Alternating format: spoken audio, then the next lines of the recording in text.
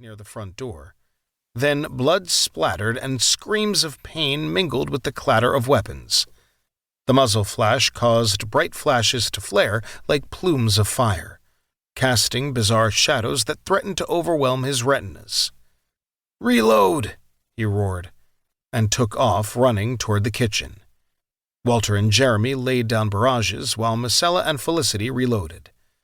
After that, they took their turn. Pascal grabbed a fresh magazine from his belt and jammed it into the slot on the bottom of his rifle. Outside the window between the living room and kitchen, he saw a shadow at the very moment he raised his eyes. Without thinking, he pulled the trigger. The nanoglass shattered and a scream rang out. Pascal didn't wait, but jumped outside at a full run. He made himself as small as possible, but still got caught on a long shard in the window frame. A hot pain ran through his shoulder, and he staggered. Outside, half wrapped in the remains of the curtain, he bumped into someone before finally landing in a hedge. Reflexively, he turned and wriggled out of the scraps of fabric. Right in front of him was a man in tattered work clothes, clutching a bullet wound to his stomach with a groan. Pascal shot him in the head before looking hurriedly to his left and right. There was no one to be seen. Through the destroyed window he could still see the flare of muzzle flashes and heard loud shouting in addition to the clatter of weapons.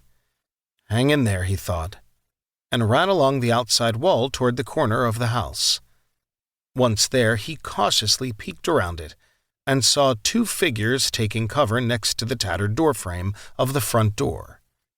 They were shouting something to each other, but their every word was swallowed by the noise of battle. Pascal retreated, took a deep breath, and then took a step forward. As he did so, he rounded the corner and hastily, but in a controlled manner, lined up his gun. Two short taps with his index finger and bright plumes of fire burst from the end of his rifle. The volleys left the muzzle of the gun and quickly found their intended targets. The first Adventist went down gurgling as his neck was pierced. The other had enough time to scream and drop. So instead of being hit in the neck, he was hit in the skull and spun around brutally. Pascal wasted no time and ran in their direction, playing it safe with well-aimed headshots while scanning the immediate area with his sights darting back and forth. He didn't spot any other targets. Just as he was about to admit to himself that it had been too easy, he heard more shots from the other side of the house and a loud cry of pain. It was clearly coming from a woman. "Shit," he cursed, and ran around the next corner toward the back of the square building. No one was in sight. Two single shots rang out, brutally shattering the brief moment of silence. Then another shot followed.